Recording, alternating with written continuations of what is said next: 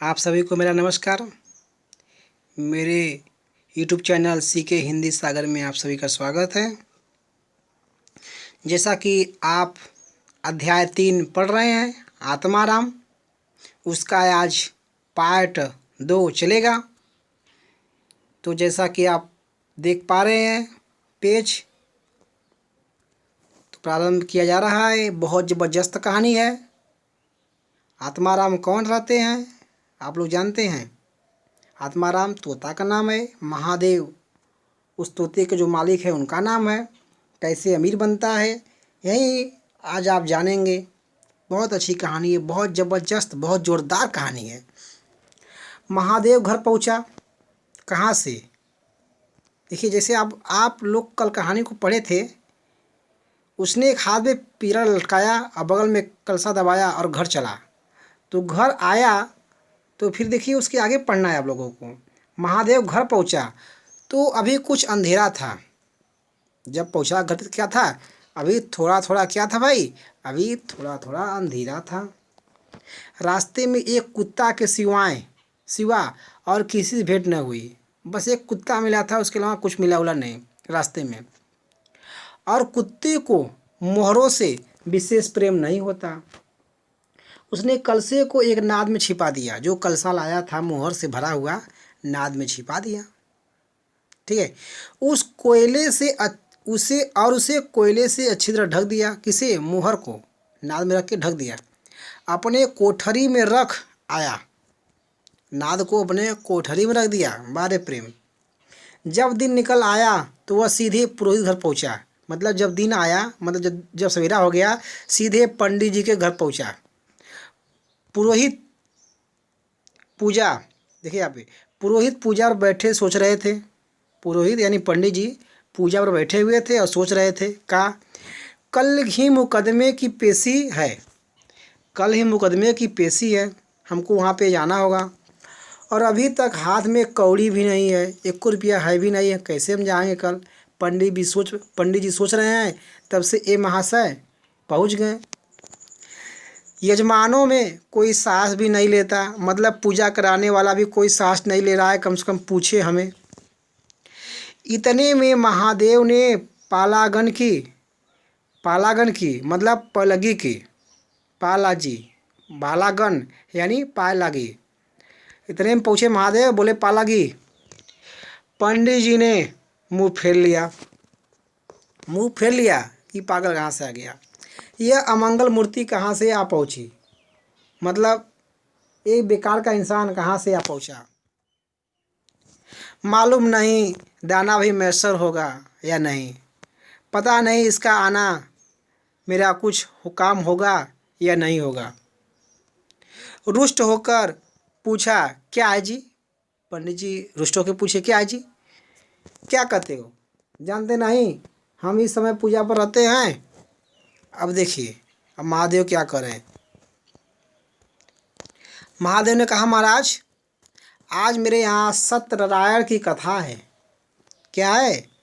भगवान विष्णु की कथा है। पुरोहित जी विस्मित हो गए। क्या हो गए? पंडित जी आश्चर्यचकित हो गए। कानों पर विश्वास न हुआ कि मैंने क्या सुन लिया। महादेव के घर कथा होना उतना ही असाधारण घटना थी जितनी अपने घर के किसी भिखारी के लिए भीख निकालना।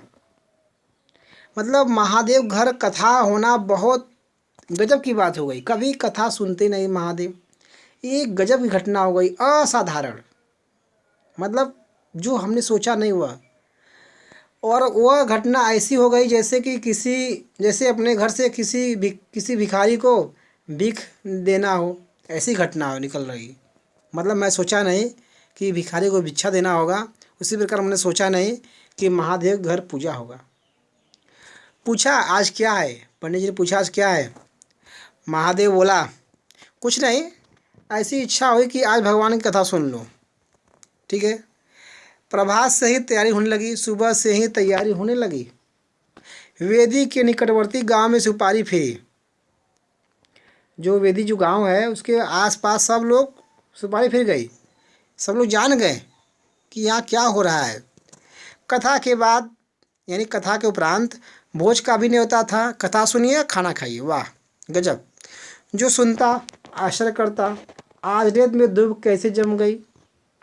रेत में यानी बालू में कैसे दूब जम गया। मतलब जो कभी खिलाने वाला नहीं है, बस खाने वाला है, वो आज खिला रहा है। वो तो मुहर पाए तो खिलाएगा ही।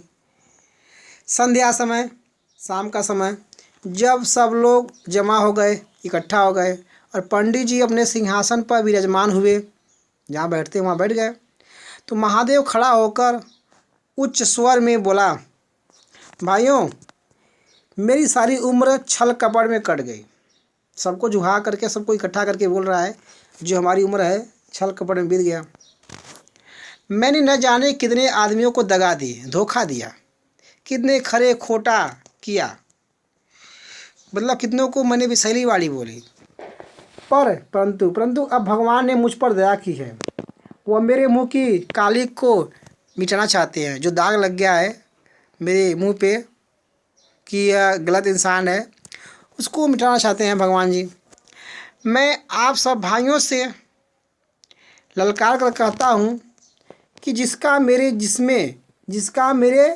जिम्मे जो कुछ निकलता हो, जिसका मेरे जिम्मे कुछ निकलता हो, कहने मतलब जो हमको दिया हो उसका निकल रहा हो, जिसकी जमा मैंने मार ली हो, मतलब जो मेरे पास दिया हो मैंने उसको हड़प लिया हो, जिसके चोखे माल को खोटा कर दिया, जिसका अच्छा चीज़ था उसका मैंने बुरा कर दिया, वह आकर एक एक कौड़ी चुका ले, यानी हमसे ले ले।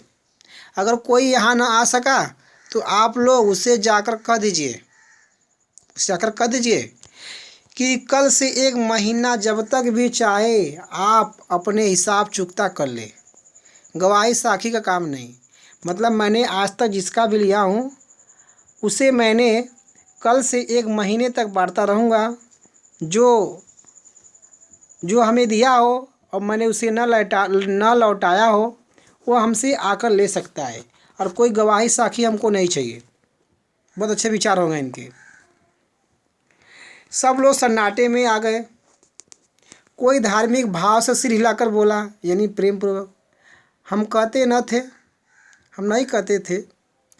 किसी ने अविश्वास से कहा, क्या खाकर भरेगा, हजारों का टोटल हो जाएगा। कहने का मतलब किसी को विश्वास नहीं था, कोई व्यक्ति था उसको विश्वास नहीं था, और क्या बोला कि हजारों का हो जाएगा, क्या खाकर भरेगा। कहने का मतलब कि वह देखिए, क्या खाकर भरेगा, हजारों का टोटल हो जाएगा, मतलब टोटल 1000 रुपया हो जाएगा, क्या खाया है तो भर पाएगा। कहने मतलब यह हो गया, टोटल 1000 रुपया हो जाएगा, खाया है, क्या खाकर भर पाएगा, क्या खाकर भरेगा, मतलब क्या खाकर भर पाएगा। सभी लोगों का 1000 रुपया हो जाएगा, क्या खाकर भर पाएगा। किसी ने अविश्वास से कहा था, उसको विश्वास नहीं था। ठीक है। एक ठाकुर ने ठठोली की, मतलब मजाक किया। उसने क्या बोला, और जो लोग सुरधाम चले गए, मतलब जो लोग मर गए, वह पूछा किसे, महादेव से। ठिठोली की मतलब मजाक में बोल दिया कि जे मर गया उसे कैसे आप देंगे। महादेव ने उत्तर दिया, उनके घर वालों तो देंगे, उनके घर वालों तो होंगे। ठीक है। महादेव ने उत्तर दिया, उनके घर वाले तो होंगे भाई, वो मर गया कोई बात नहीं, किंतु इस समय लोगों को वसूली की उतनी इच्छा न थी। मतलब हम ले महादेव से, इतनी इच्छा नहीं थी जितनी यह जानने की कि इसे इतना धन मिल कहाँ से गया।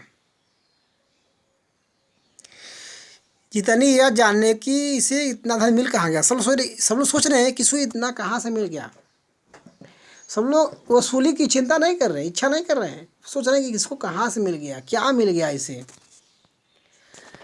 किसी को महादेव के पास आने का साहस न हुआ। देहात के आदमी थे, गांव के आदमी थे, गड़े मुर्दे उखाड़ना क्या जाने, गांव के लोग क्या जाने कि इसे कैसे हम पेश आए, कैसे पूरा बता देगा राज, क्या जाने गांव के लोग। फिर प्रायः यानी अक्सर लोगों को याद भी न था कि उन्हें महादेव से क्या पाना है। और किसी को याद भी नहीं आ रहा था कि महादेव से मैं क्या लूँ। और ऐसे पवित्र अवसर पर भूल चूक हो जाने का भय उनका मुंह बंद किए हुए था। ऐसा पवित्र अवसर आया था, इतना मौका बढ़िया था कि भूल चूक का भय, और जो उनसे मतलब भूल गया है जो लोग, तो उनका मुंह बंद किया गया है। कहने मतलब भूल गए हैं तो कैसे याद करें कि मैंने उनको इतना दिया था। तो वही चीज़ है। सबसे बड़ी बात यह है कि महादेव की साधुता ने यानी सज्जनता ने उन्हें वशीभूत कर लिया था, यानी उन्हें अपने बस में कर लिया था। सबसे बड़ी बात है कि महादेव की सज्जनता ने उन्हें अपने बस में कर लिया था। सब लोग महादेव की बात सोच रहे थे। कहने मतलब यह, अचानक पुरोहित बोले, पंडित जी बोले, तुम्हें याद है मैंने एक कंठा बनाने के लिए सोना दिया था। तब से पंडित जी बोल दिए, तुमने कई मासे तौल में उड़ा दिए, कई महीना खाली तौलने में उड़ा दिए बस उस कंठे को। महादेव बोला, हाँ याद है। महादेव बोला, हाँ याद है। आपका कितना नुकसान हुआ होगा। मतलब कौन बोले? महादेव बोले पुरोहित से, कितना नुकसान हुआ होगा। पुरोहित बोले 50 रुपये से कम न होगा। अब महादेव क्या करें। महादेव ने कमर से 2 मोहरें निकाली और पुरोहित जी के सामने रख दी। पुरोहित जी लालच पर टिकाए, पुरोहित की लालच लुलुपता या लालच पुरोहित की लुलुपता पर टिकाए होने लगी। मतलब पुरोहित का लालच, पुरोहित के अंदर लालच आ गया। कहने मतलब यह हुआ, यह बेईमानी है। बहुत हो तो 2-4 रुपये का नुकसान हुआ होगा।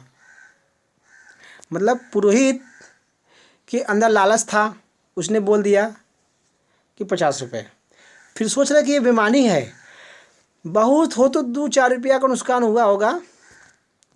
बेचारे से 50 रुपये ऐंठ लिए, यानी ले लिए। नारायण का भी डर नहीं बनने को पंडित, यानी विष्णु भगवान का भी उनको डर नहीं है। अब बनने को मैं पंडित हूँ, मतलब ऐसा सोच रहे हैं अपने आप को। पर नीयत ऐसी खराब, राम राम हे राम राम। पंडित जी सोच रहे हैं कि मैं मुझे नारायण का भी डर नहीं है, भगवान का भी डर खत्म हो गया। अब मैं बनने को पंडित हूँ। धत ऐसी नीयत खराब है, हे राम राम। मतलब उन्होंने अपने आप को बोला, पंडित जी ने। लोगों को महादेव पर एक श्रद्धा सी हो गई, महादेव को लोग मानने लगे। 1 घंटा बीत गया, उन सहस्रों यानी हजारों मनुष्यों में से एक भी खड़ा न हुआ। तब महादेव ने फिर कहा, मालूम होता है आप लोग अपना हिसाब भूल गए, इसलिए आज कथा होने दीजिए। मैं 1 महीने तक आपकी राह देखूंगा, मैं आपका इंतज़ार करता रहूँगा। इसके पीछे तीर्थ यात्रा करने चला जाऊंगा, इसके बाद मैं चला जाऊंगा तीर्थ यात्रा। आप सब भाइयों से मेरी विनती है कि आप मेरा उद्धार करें, कि आप लोग आइए अपना कर्ज लेकर जाइए। कहने मतलब यह चीज़, आप लोगों ने इस पेज को बहुत अच्छी तरीके से पढ़ा। अब चलते हैं आगे पेज पर। 1 महीने तक महादेव लेनदारों की राह देखता रहा, जोते रहे कि आएंगे पैसा लेने वाले। रात को चोर के भय से नींद न आती। अब वह कोई काम न करता। शराब का चस्का भी छूटा, शराब पीता था वो भी छोड़ दिया पीना। साधु अभ्यागत यानी आने वाले, सज्जन आने वाले जो द्वार पर आ जाते, उनका यथा योग्य यानी अच्छी तरीके से सत्कार करता। यानी चलने वाले जो सज्जन, अभ्यागत यानी आने वाले, साधु सज्जन, आने वाले सज्जन जो द्वार पे आ जाते, उनका विधिपूर्वक सेवा सत्कार करता। दूर दूर उसका सुयश फैल गया, यानी उसका नाम बढ़ गया।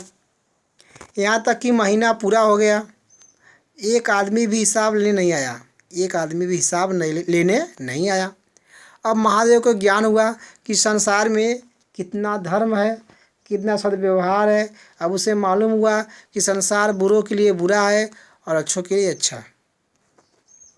देखिए, यह प्रेमचंद की कहानी है, जैसा कि आप लोगों ने बहुत आनंद तरीके से पढ़ा। इसमें महादेव समझ रहे हैं आप लोग कौन है, तोता है, उस तोते के कारण महादेव क्या हो गए? बहुत धनवान हो गए। आप लोग वीडियो को रोक करके शब्दार्थ को लिख लेंगे। जल्द ही मिलेंगे आप लोगों को आप लोगों के साथ जल्द ही मिलेंगे।